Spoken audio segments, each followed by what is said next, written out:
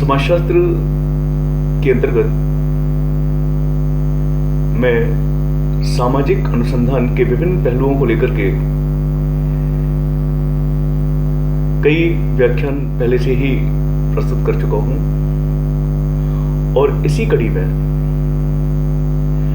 मैं सामाजिक अनुसंधान के एक बहुत ही महत्वपूर्ण पहलू, बहुत ही महत्वपूर्ण कड़ी, जिसके बिना सामाजिक अनुसंधान दिशाहीन हो जाता है, उस पहलू को आज व्याख्यान में सम्मिलित कर रहा हूं। मेरा व्याख्यान आज परिकल्पना, जिसे प्राक्कल्पना या उपकल्पना भी कहते हैं, इंग्लिश में जिसे हाइपोथेसिस कहते हैं, इस विषय पर है। I have already delivered many lectures on various aspects of research or social research. Today I am going to take up a very important aspect of social research, without which social research, true social research, legitimate social research is impossible. Hypothesis is the title of my lecture today, which I am going to deliver. प्राक्कल्पना, उपकल्पना, परिकल्पना, किसी भी शब्द का हम प्रयोग करें, तीनों ही अपने आप में पर्यायवाची हैं, समानार्थी शब्द हैं ये, और इनका तीनों का एक ही अर्थ होता है।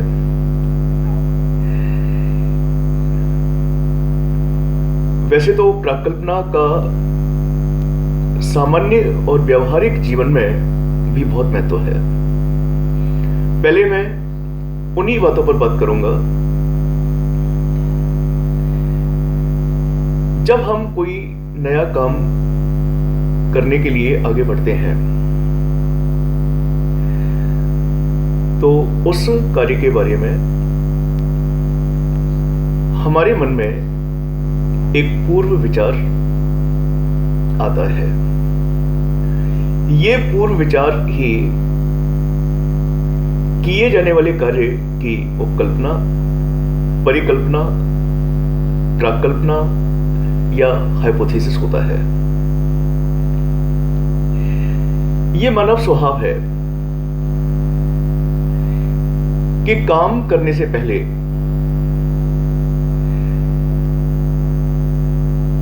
एक पूर्व विचार का मन में आना, दिमाग में आना कि वो कार्य कैसे होगा, कितने समय में होगा, किस तरीके से होगा, किन किन की सहायता से होगा।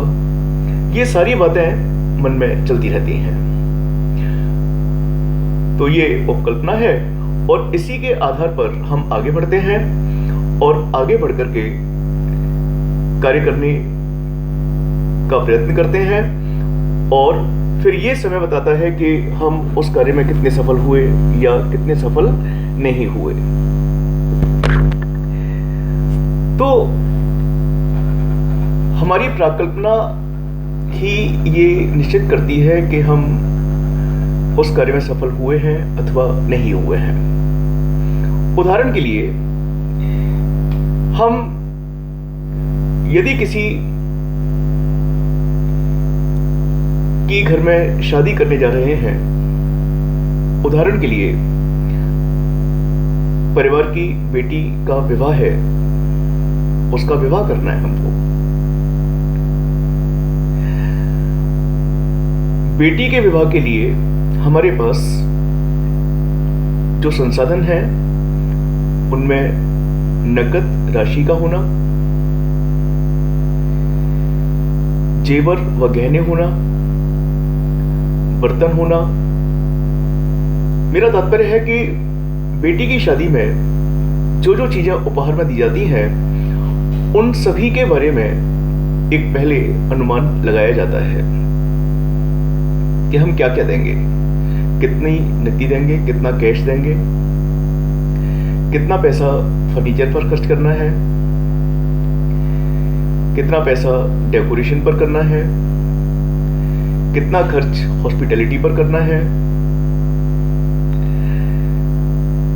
कितना पैसा अन्य जो चीजें हैं उन पर करना है। तो विवाह संबंधी पूर्व विचार हमारे मन में आता है। तो ये उस विवाह से संबंधित उपकल्पना है। उसी प्रकार जब हम करियर की दिशा में आगे बढ़ते हैं, सपोज एक स्टूडेंट ने 10+2 किया है, फिजिक्स, केमिस्ट्री, बायो लेकर किया है। तो जब वह स्टूडेंट 11th क्लास में एडमिशन लेता है तो उस समय उसके मन में अपने विषयों को लेकर, अपने करियर को लेकर, अपने भविष्य को लेकर के बहुत सारे अनुमान उत्पन्न होते हैं। वह बहुत सारे अनुमान लगाता है। उदाहरण के लिए पहला अनुमान होगा कि उसको 12th क्लास कम से कम 60% मार्क्स के साथ उत्तीर्ण करनी है, और इसके लिए वह सेल्फ स्टडी करेगा।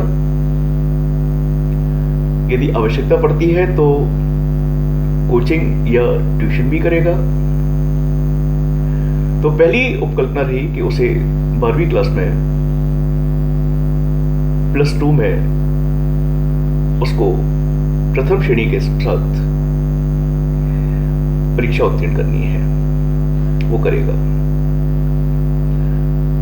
दूसरी परिकल्पना होगी कि 12वीं क्लास के बाद चूंकि बायो है उसके पास, तो वो नीट की तैयारी करेगा, 1 साल का ड्रॉप लेगा, या बिना ड्रॉप के वो नीट की परीक्षा में सम्मिलित होगा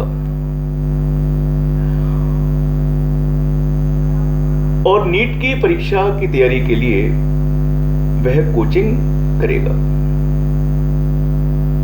तो यह तैयारी संबंधी उपकल्पना हुई। अगला अनुमान होगा कि नीट में सिलेक्शन होने के बाद यदि उसका गवर्नमेंट मेडिकल कॉलेज में नंबर आता है तो वो गवर्नमेंट मेडिकल कॉलेज में एडमिशन लेगा, क्योंकि उसमें फीस कम होती है, इंफ्रास्ट्रक्चर भी अच्छा होता है।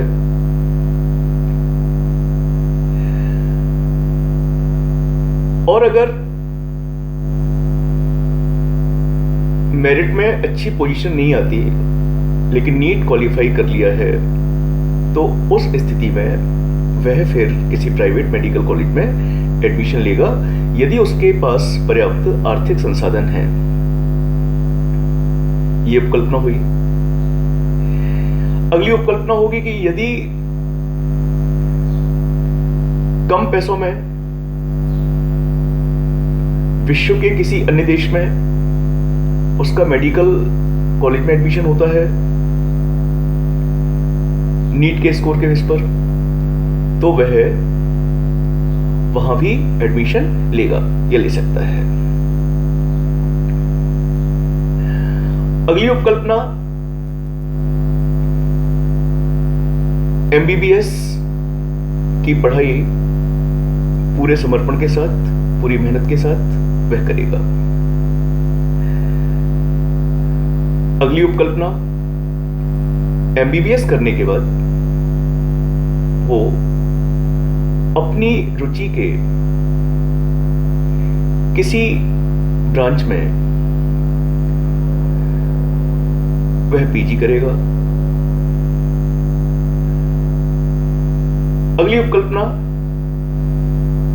कि वह सरकारी नौकरी करेगा अथवा अपना स्वयं का नर्सिंग होम खोलेगा। अगली उपकल्पना कि नर्सिंग होम में उसके पास जो भी मरीज आएंगे वह उन मरीजों से अपना शुल्क, परामर्श शुल्क नहीं लिया करेगा जो परामर्श शुल्क देने में असमर्थ हैं, अर्थात जो आर्थिक रूप से कमजोर हैं, जिनके पास पर्याप्त पैसा नहीं है, और इस प्रकार समाज की सेवा करेगा। तो ये मैंने आपको एक उदाहरण देकर के बताया कि किस प्रकार करियर संबंधी उपकल्पना भी हमारे मन में आती है। विवाह और करियर ही नहीं, हम सुबह जब उठते हैं, उठते ही कि आज का दिन हमारा कैसा होगा, हम क्या क्या काम करेंगे। प्रत्येक व्यक्ति सुबह उठने के बाद अपने पूरे दिन के रूटीन के बारे में सोचता है कि आज वो घूमने जाएगा, किताबें पढ़ेगा, अखबार पढ़ेगा, टीवी देखेगा, मित्रों से बातें करेगा, मित्रों को अपने घर में बुलाएगा, बाजार से शॉपिंग करेगा, परिवार में समय देगा और जो सामाजिक उत्पादकता के कार्य हैं उन कार्यों में संलग्न रहेगा। तो इस प्रकार के बहुत सारे पूर्व विचार सुबह उठते ही हमारे मन में आते हैं। अब ये विचार कितने सही हैं, कितने गलत हैं, क्योंकि व्यक्ति सोचता कुछ है और वास्तव में होता कुछ और है। विचार तो आ जाते हैं, लेकिन वो विचार कितने सार्थक हुए, ये जो समय है या जो कार्य है, जिस कार्य के संबंध में ये विचार आए हैं, उस कार्य की परिणति, उस कार्य की पूर्ति के बाद ही ये सुनिश्चित होता है कि जो प्रकल्पना हमने निर्मित की थी अपने दिनचर्या को लेकर के, या बेटी के विवाह के बारे में, या करियर के बारे में, वो प्रकल्पना कितनी सही निकली या कितनी गलत निकली। ठीक यही बात सामाजिक अनुसंधान पर भी लागू होती है। जब एक अनुसंधानकर्ता सामाजिक अनुसंधान अर्थात किसी घटना का अध्ययन करने की ओर अग्रसर होता है, तो उस घटना के अध्ययन से संबंधित कई परिकल्पनाएं, कई प्राकल्पनाएं, कई उपकल्पनाएं, कई हाइपोथेसिस उसके मस्तिष्क में आती हैं और इन प्राकल्पनाओं के आधार पर, इन पूर्व विचारों के आधार पर वह अध्ययन की ओर अग्रसर होता है, एक निश्चित विषय को चुनता है, अध्ययन क्षेत्र का चुनाव करता है, सूचना की इकाइयों का चुनाव करता है, उनकी संख्या का निर्धारण करता है, तथ्य संकलन की प्रविधियों का चुनाव करता है, स्टैटिस्टिकल और अर्थमेटिक टूल्स जिनका उसे तथ्यों के विश्लेषण में प्रयोग करना है उनके बारे में पहले सोचता है, फिर बाद में चुनाव करता है, तथ्यों का संकलन करता है, तथ्यों का वर्गीकरण करता है, तथ्यों का विश्लेषण करता है, तथ्यों को सारणीय प्रस्तुत करता है। तो जो भी सामाजिक अनुसंधान की प्रक्रिया है, ये अनुसंधान की प्रक्रिया प्राकल्पना के परिणाम स्वरूप ही क्रियाशील होती है कार्य करती है और इस प्रकार से एक अनुसंधानकर्ता